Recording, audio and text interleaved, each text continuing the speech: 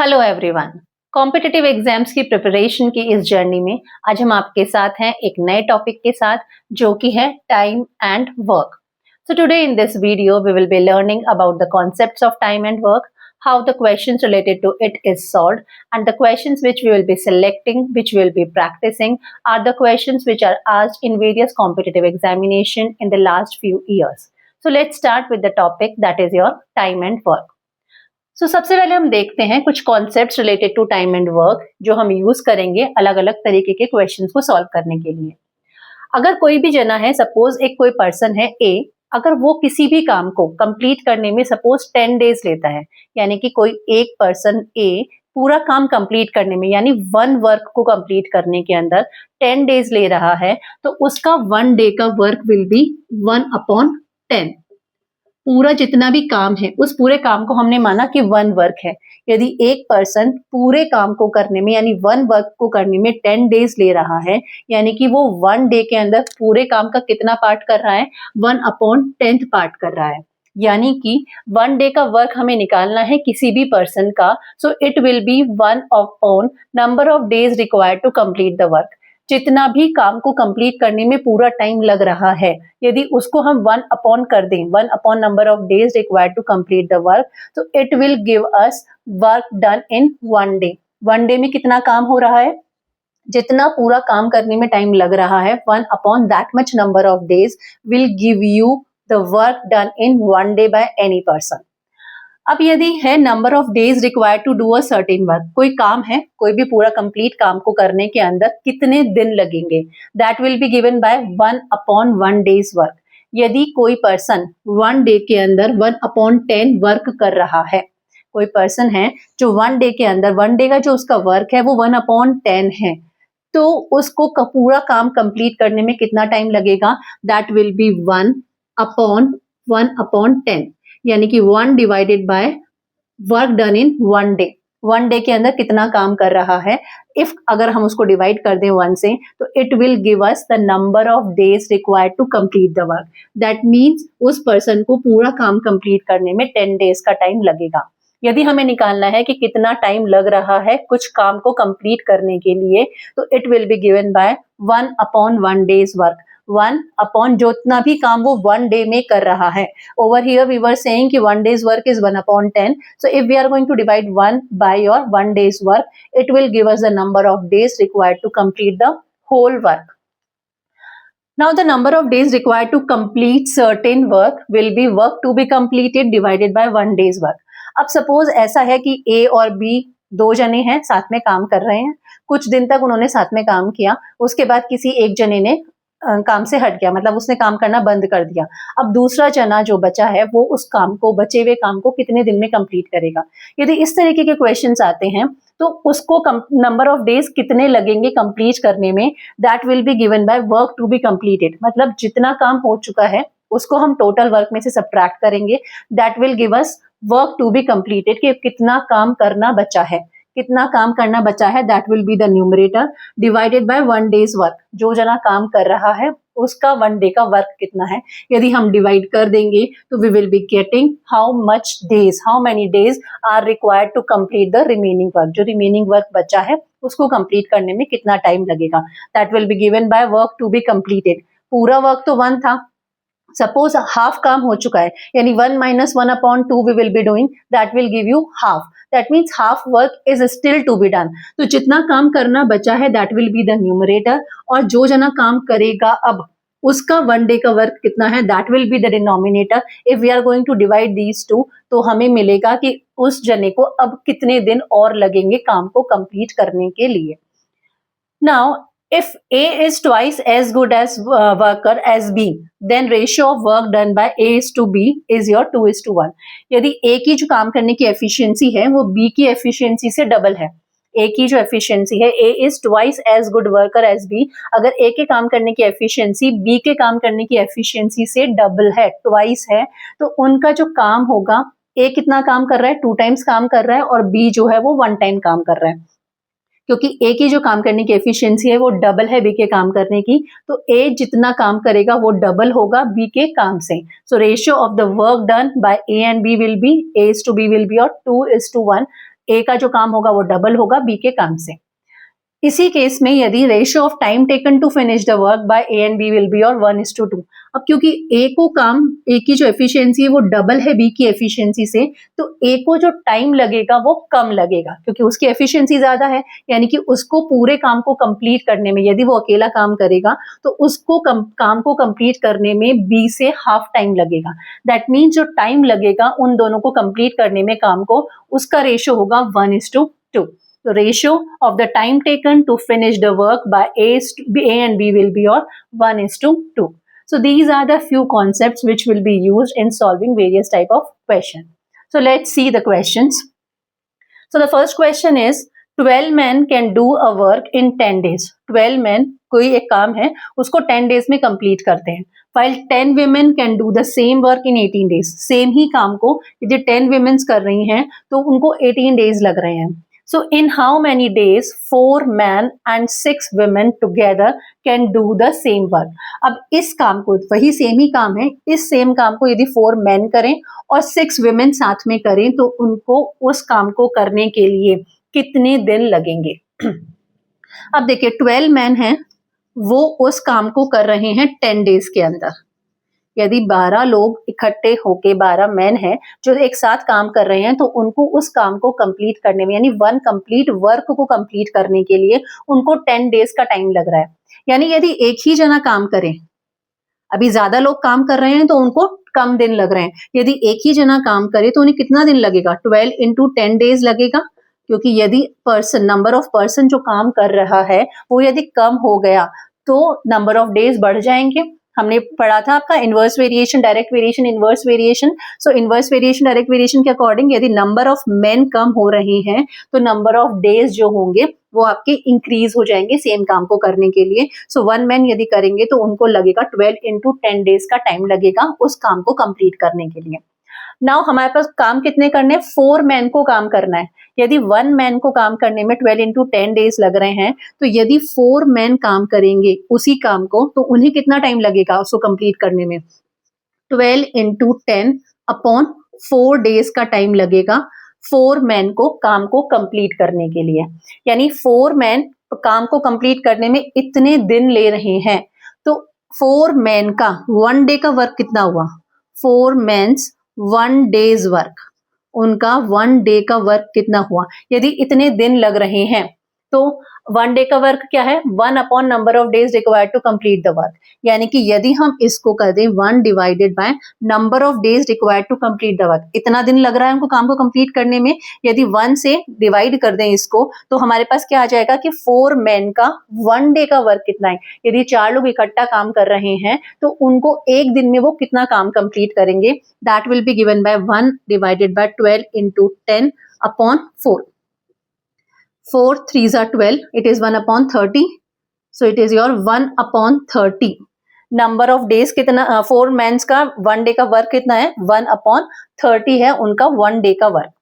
अब similarly 6 women's काम करेंगी तो उनका 1 डे का वर्क कितना होगा ये हम कैलकुलेट करेंगे। तो देखिए 10 विमेन्स काम कर रही हैं तो उनको 18 डेज लग रहे हैं। अगर 10 विमेन एक साथ काम कर रही हैं तो उस काम को कंप्लीट करने के लिए 18 डेज ले रही हैं। यदि 1 विमेन काम करेंगी तो उनको टाइम लगेगा 18 into 10 डेज का टोटल टाइम लगेगा पूरे काम को खत्म करने के लिए।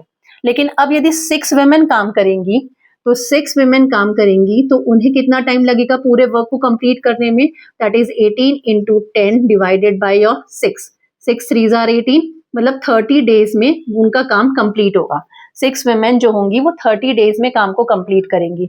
यानी कि 6 विमेन 1 डे में कितना काम करेगी? 1 डेज वर्क कितना होगा उनका? That will be your 1 upon 30 work. यानी कि क्योंकि 6 विमेन अगर काम कर रही हैं तो उनको 30 डेज लग रहे हैं काम को कंप्लीट करने में। यानी कि अगर 6 विमेन एक दिन काम करेंगी, सारी की सारी 6 विमेन्स, तो वो कितना काम को कंप्लीट कर लेंगी? That will be your 1 upon 30 work वो कंप्लीट कर लेंगी। अब 4 मेंस अगर एक दिन काम कर रहे हैं तो वो 1 upon 30 वर्क कंप्लीट कर रहे हैं।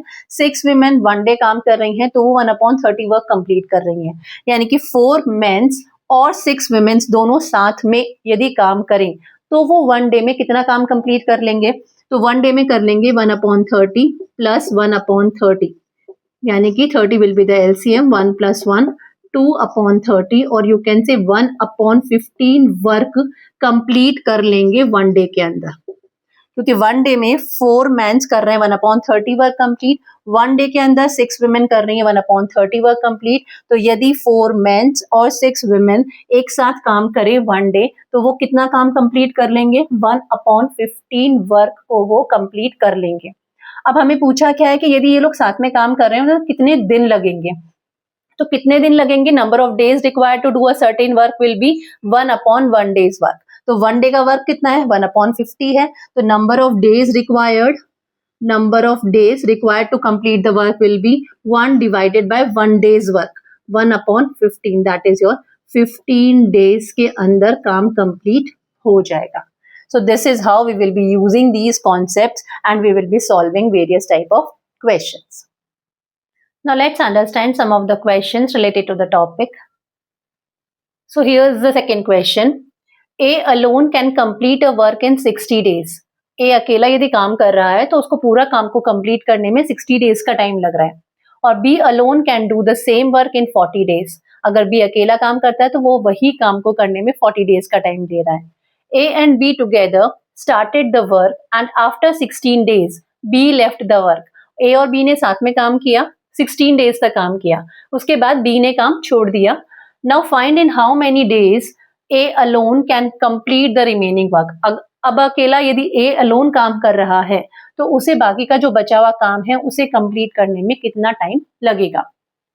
अब देखिए यदि A alone काम कर रहा है तो वो 60 डेज तक काम कर रहा है, यानी A का is 1 डे वर्क, A का 1 डे का वर्क कितना हुआ, 1 डिवाइडेड बाय 60, क्योंकि पूरे काम को कंप्लीट करने में उसे 60 डेज लग रहे हैं, तो 1 डेज वर्क कितना होगा, 1 divided by total number of days required to complete the work. So 1 day का वर्क हुआ A का 1/60 वर्क। सिमिलरली B का यदि हम 1 डे का वर्क देखें, B's 1 day work, total work को कंप्लीट करने में उसे 40 डेज का टाइम लग रहा है, तो यदि 1 डे काम करेगा तो वो कितना काम कंप्लीट कर लेगा, 1/40 वर्क कंप्लीट कर लेगा।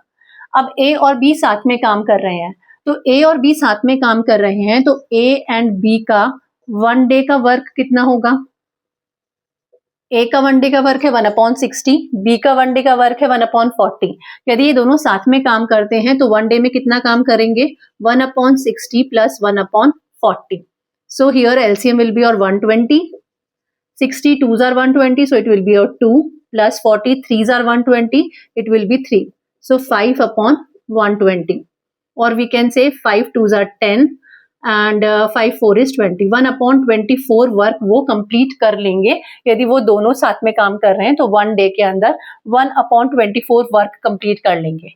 अब वो 16 डेज तक काम कर रहे हैं साथ में, उसके बाद B ने काम छोड़ा है, पर 16 डेज तक दोनों साथ में काम कर रहे हैं, तो 16 डेज का वर्क A प्लस B का 16 डेज का वर्क कितना होगा, यदि वो 1 डे के अंदर इतना काम कर रहे हैं तो 16 डेज में कितना करेंगे, 16 multiplied by 1/24। So 8 2s are 16, 8 3s are 24, so it is your 2/3 work complete हो जाएगा 16 डेज तक, जब भी A और B दोनों मिलके साथ में काम कर रहे हैं। तो अब यदि 2/3 वर्क हो गया, वर्क तो 1 था, total work was your 1, so remaining work will be 1 minus 2/3, क्योंकि 2/3 काम हो चुका है, टोटल काम 1 था, तो remaining work will be 3, will be the LCM, 3 minus 2, 1/3 work बच गया है। अब now the number of days required to complete the remaining work, this is your remaining work. अभी हमने फॉर्मूला देखा था कि number of days required to complete the remaining work is work remained, that will be the numerator, number of days required, it will be given by your work which is remaining. So remaining work is your 1/3 divided by who is doing the work now, A is doing the work.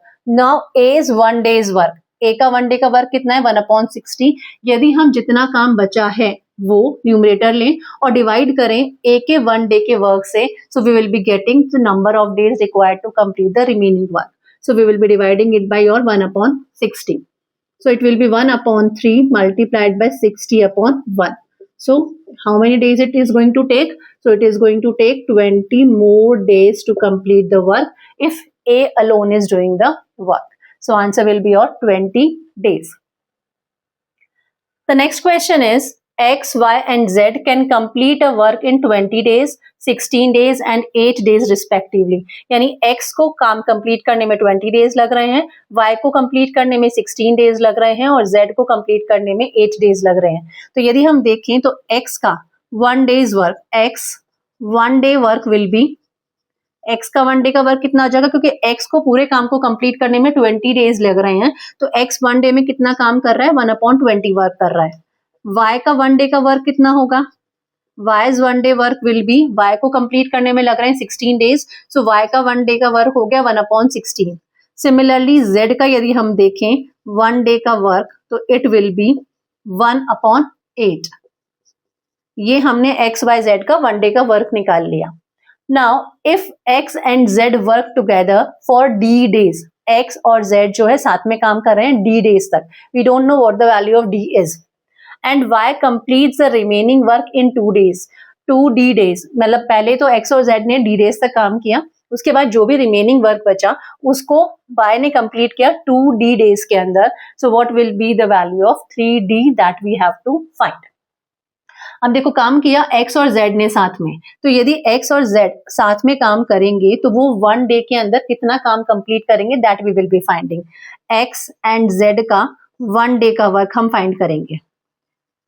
X यदि अकेला काम कर रहा है तो उसका 1 day का work 1/20 है और Z यदि अकेला काम कर रहा है तो उसका 1 डे का वर्क 1/8 है. अब इन दोनों ने साथ में काम किया तो इनका 1 डे का वर्क कितना होगा, 20, 1/20 plus 1/8.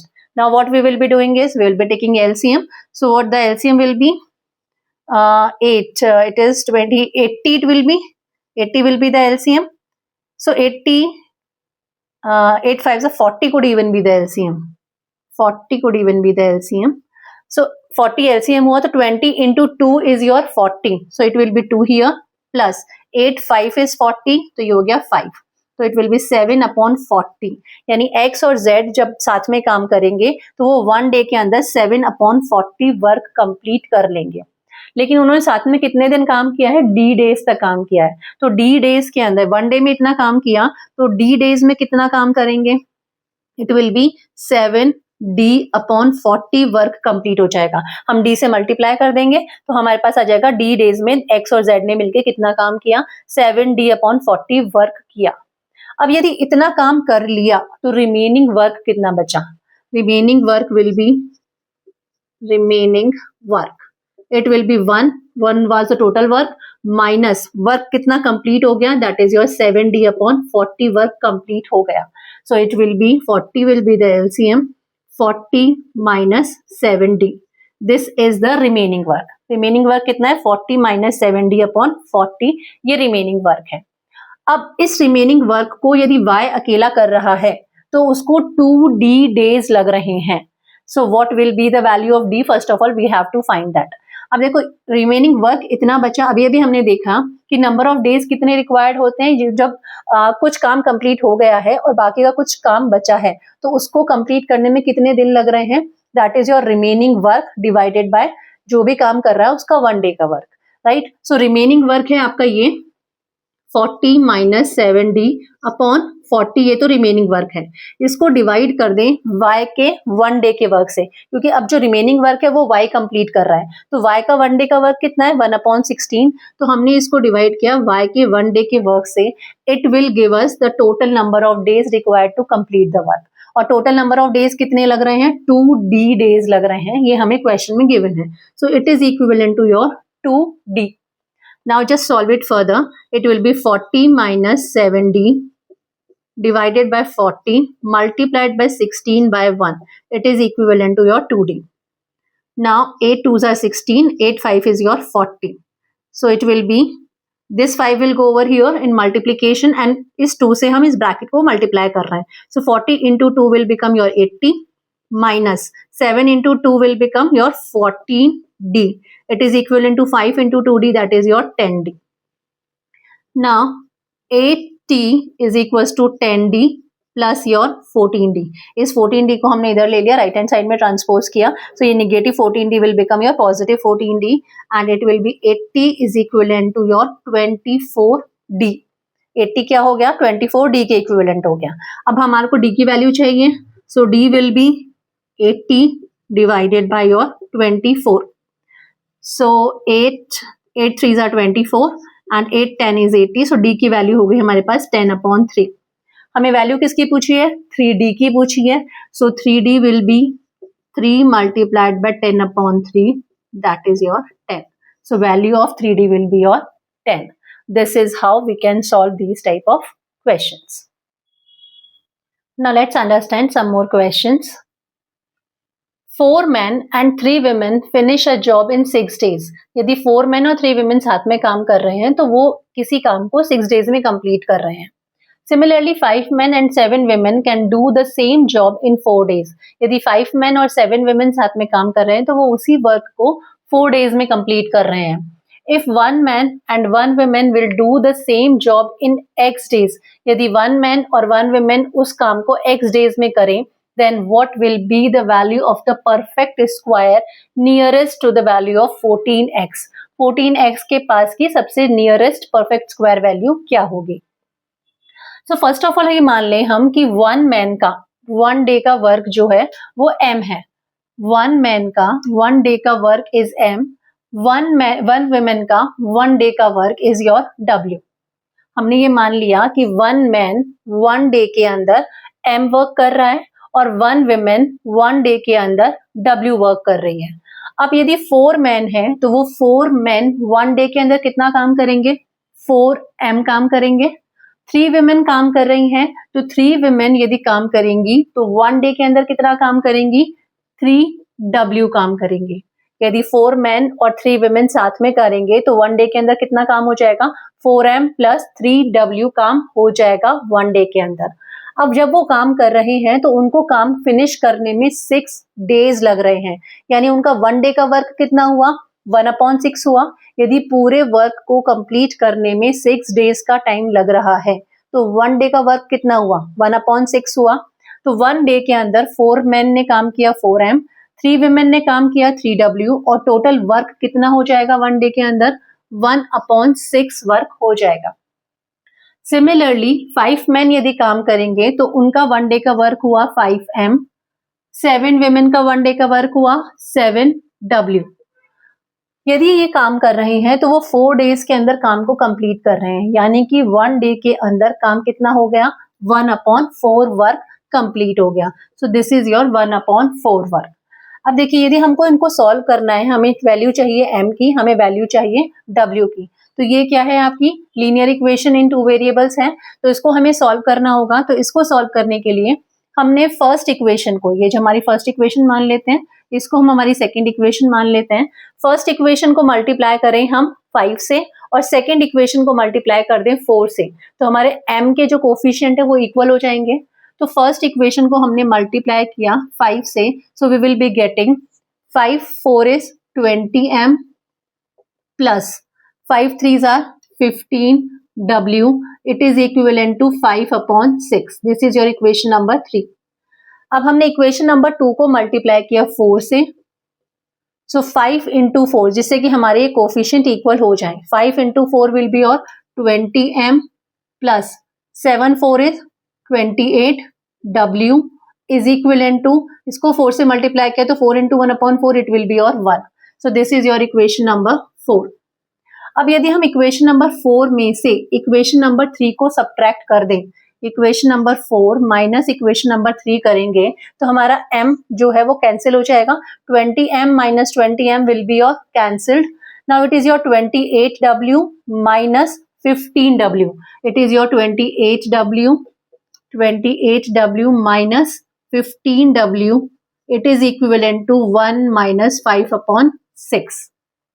अब हम इसको फर्दर सॉल्व करें, सो 15 यदि हमने सब्ट्रैक्ट किया it will be your 13w, it is equivalent to 6 will be the LCM and 6 minus 5 will be, it is your 1/6. So 13w multiplied by 6 is equivalent to 1. or you can say W is equivalent to 1 upon 6 3s are 18, 8 carry over 1, 6 1 6 and 1 7, 1 upon 78. W की value कितनी हुई? 1 upon 78 हुई, यानी कि W का 1 day का W क्या है यहाँ पे? एक विमेन का 1 डे का वर्क है, यानी कि एक विमेन पूरा कंप्लीट काम करने में कितने डेज ले रही है? 78 डेज ले रही है। ये 1 विमेन का 1 डे का वर्क हो गया। W की वैल्यू 1 upon 78 आ गई। अब हम W की वैल्यू किसी भी एक इक्वेशन में रखेंगे तो हमारे पास M की वैल्यू भी आ जाएगी। सपोज हमने वैल्यू रखी, हमने इक्वेशन नंबर 1 के अंदर W की वैल्यू रखी, सो इक्वेशन नंबर 1 में यदि हम W की वैल्यू रखते हैं तो it will B 4m plus 3 multiplied by 1 upon 78, it is equivalent to 1 upon 6. 3 2s are 6 and 3 2s are 3, 6 are 18, right? Now this is 1 upon 26, this 1 upon 26 will go in the RHS part and will become negative. So it is your 4m is equivalent to 1 upon 6 minus 1 upon 26. If we will be solving it further, 4m will be LCM. LCM will be your, it is your 2 into 3, and if we are going to multiply this by your 3, 3 6 6 18, it carry over 1, it is 78 will be the LCM. So 6 into how much? 6 minus 6 and 6 3s are 18, 13 times we need to multiply. So it is your 13 minus 26 into 3 is 78. So 3 into 1 will be your 3. So it is your 10 upon 78. It is a value of 4m की value है 10 upon 78. So m की value कितनी हो जाएगी? 10 upon 78. Over here we will be multiplying it by 4. So 2 2s are 4, 2 5 is your 10. So it will be 5 upon 8 2s are 16, 6 carry over 1, 7 2s 14 and 1 15. 5 upon 156 will be the value of your m. m की value हो गई 5 upon 156 और w की value हो गई 1 upon 78. अब 1 man and 1 woman will do the same job in x days. x days के अंदर 1 man और 1 woman यदि काम कर रही हैं तो वो पूरे काम को कंप्लीट कर रही है। अब यदि 1 मैन ने काम किया तो उन्होंने 1 मैन ने 1 डे के अंदर कितना काम किया? 5 upon 156 काम किया। 1 मैन ने 1 डे के अंदर कितना काम किया? That was m, it is your 5 upon 156। और 1 विमेन ने यदि 1 डे तक काम किया तो इट इज योर 1 upon 78। तो यदि दोनों ने मिलके काम किया तो 1 डे में कितना काम कर लिया? 5 upon 156 प्लस 1 upon 78, इतना दोनों ने मिलके 1 डे के अंदर काम कर लिया। अब इसको हम सॉल्व करेंगे तो it will be your 156 will be the LCM. 5, it is your 5 here. 78 into 2 is 156, so it will be 2. That means 7 upon 156 काम हो जाएगा 1 डे के अंदर यदि 1 मैन और 1 women करेंगी तो। अब उन्होंने काम कितने दिन किया है? x डेज तक काम किया है, ये तो 1 डे का वर्क हुआ। अब यदि उन्होंने x डेज तक काम किया तो कितना काम कर लिया? मल्टीप्लाइड बाय x, इतना काम कर लिया और ये काम क्या हो गया? कंप्लीट हो गया, यानी कि कितना काम हो गया? 1 काम हो गया। 1 डे के अंदर 1 मैन और 1 women ने काम किया तो इट वाज 7 upon 156, लेकिन दोनों ने साथ में x डेज तक काम किया है। सो x डेज में कितना काम हो गया? 7 upon 156 into x काम हुआ और काम कितना हुआ? कंप्लीट हो गया, यानी कि 1 वर्क इक्वल हो गया। So what the value of x will be? 1 multiplied by 156 upon 7, और you can say 156 upon 7 will be the value of your x. अब हमें वैल्यू किसकी चाहिए? 14x की। 14x will be 14 multiplied by 156 upon your 7. 7 2s are 14, 6 2s are 12, carry over 1, 5 2 10 and 1 11, 2 1 2 and 1 3, 312 आ गया। अब 312 है तो 14x इसके नियरेस्ट आपका परफेक्ट स्क्वायर नंबर क्या होगा? तो इसके नियरेस्ट परफेक्ट स्क्वायर किसका आएगा? 18 का आएगा, क्योंकि ये 15 था तो 18, 8 8 is 64, 8 1 8, 14, it is your 18, 4 12, 324। तो नियरेस्ट जो परफेक्ट स्क्वायर आएगा वो आएगा 324, जो कि 18 का स्क्वायर है। So answer will be your 324, which is square of your 18. Now let's see the next question. P, Q and R together can do a piece of work in 16 4/11 days. यदि P, Q और R साथ में काम कर रहे हैं तो पूरे काम को इतने डेज के अंदर कंप्लीट कर रहे हैं. P and Q together can do the same work in 20 days.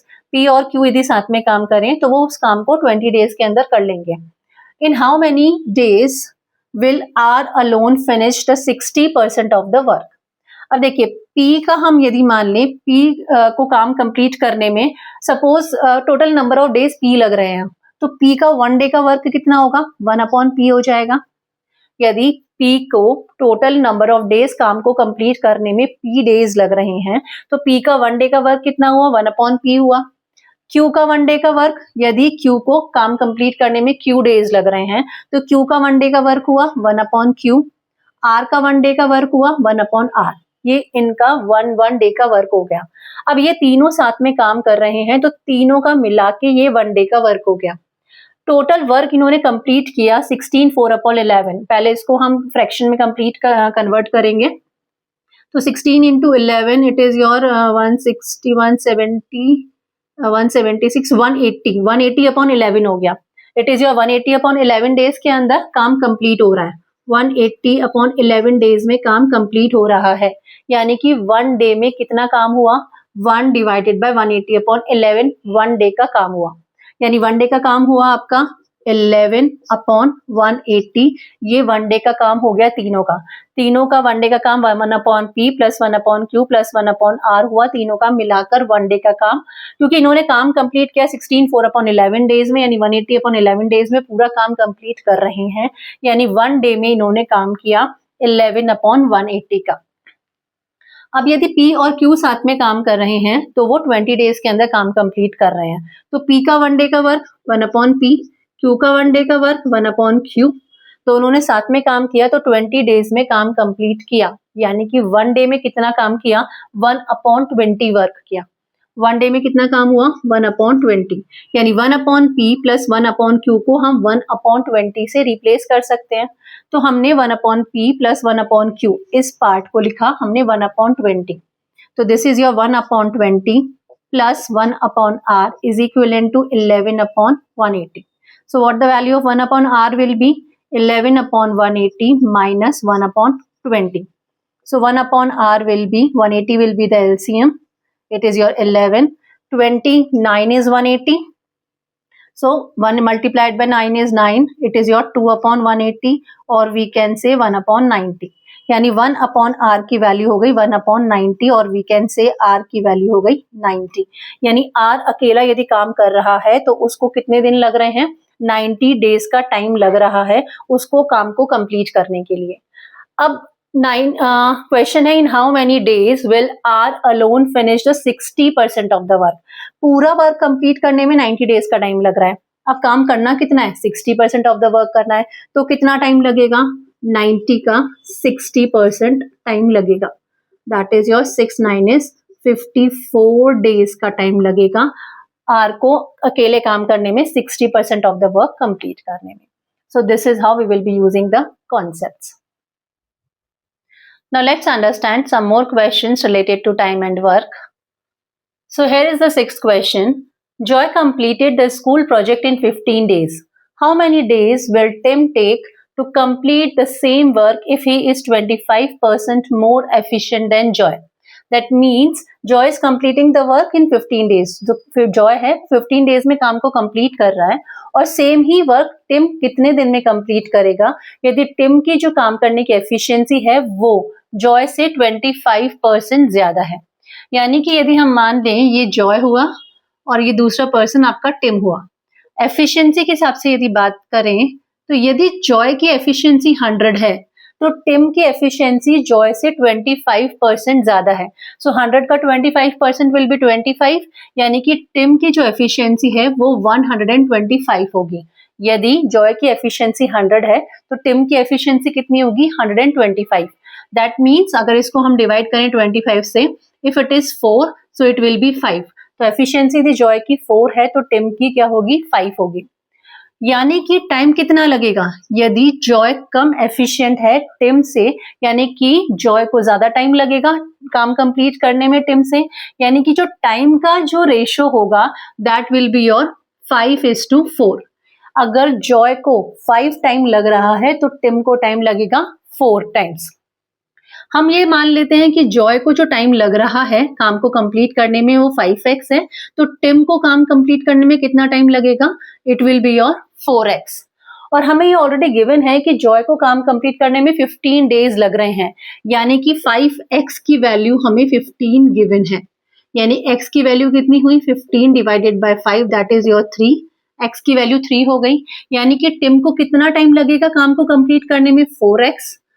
4x will be your 4 multiplied by 3, that means उसको लगेंगे, टिम को काम कंप्लीट करने में लगेंगे 12 डेज का time. Now the next question is, Rani and Adya working separately can finish a task in 12 days and 16 days respectively। यानी यदि रानी अकेले काम करे तो उसको काम को कंप्लीट करने में 12 डेज का टाइम लगेगा और आद्या को सेम ही काम को कंप्लीट करने में अकेले 16 डेज का टाइम लगेगा। They work in stretches of 1 day alternatively, यानी एक दिन रानी काम करती है, एक दिन आद्या काम करती है। And if Rani starts working first day Rani ने काम किया, सेकेंड डे फिर आद्या ने काम किया, इस तरीके से they are alternatively they are working, then task will be completed in how many days the whole work is going to complete. ना सी, अगर रानी टोटल काम को 12 डेज में कंप्लीट कर रही है, यानी कि रानी का 1 डेज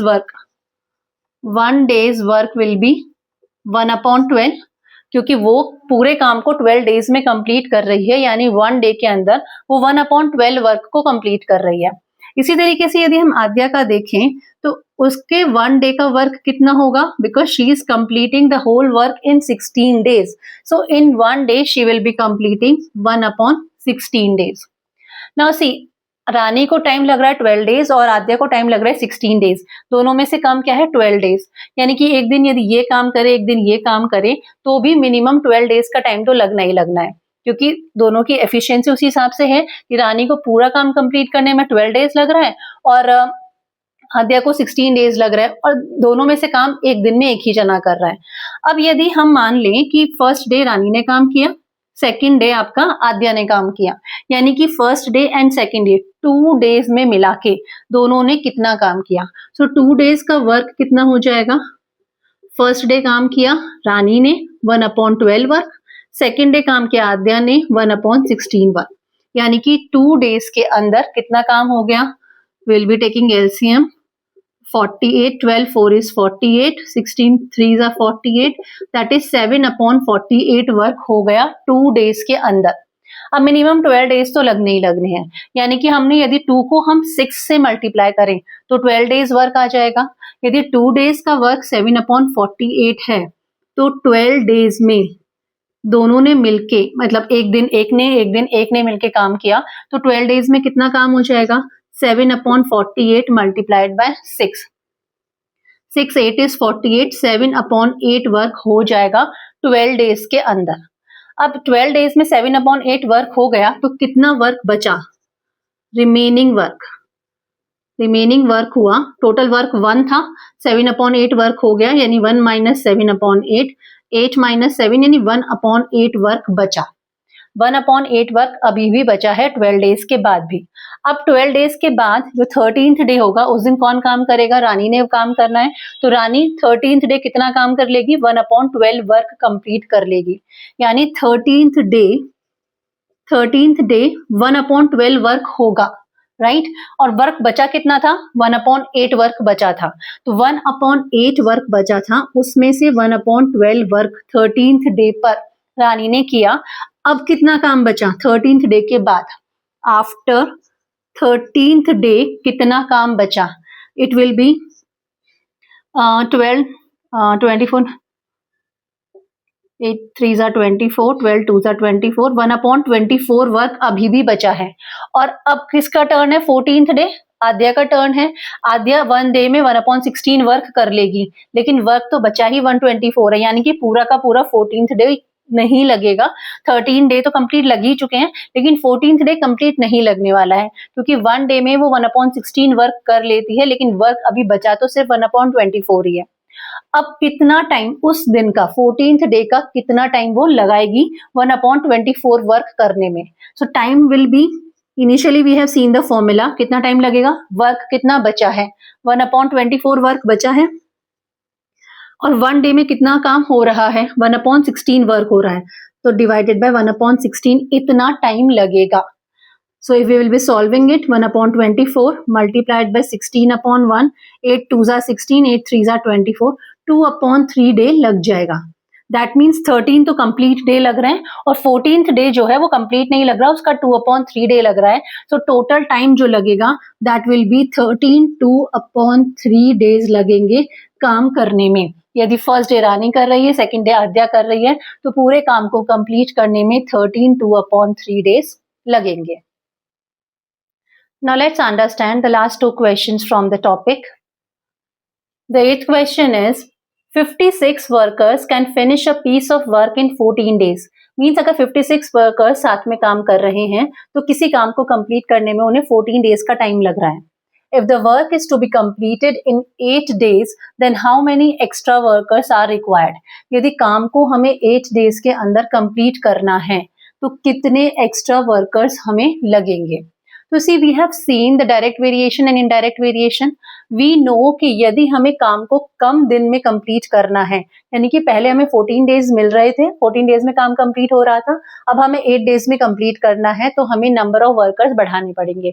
यानी कि यदि एक quantity that is number of days कम हो रहे हैं, तो दूसरी quantity that is number of workers हमारे इंक्रीज हो रहे हैं। It is an example of your inverse variation. That means हमारा product of the two quantities will remain same. यानी कि product of your workers and your number of days will be a constant. First quantity हमने लिया number of workers, दूसरी quantity हमने लिया number of days.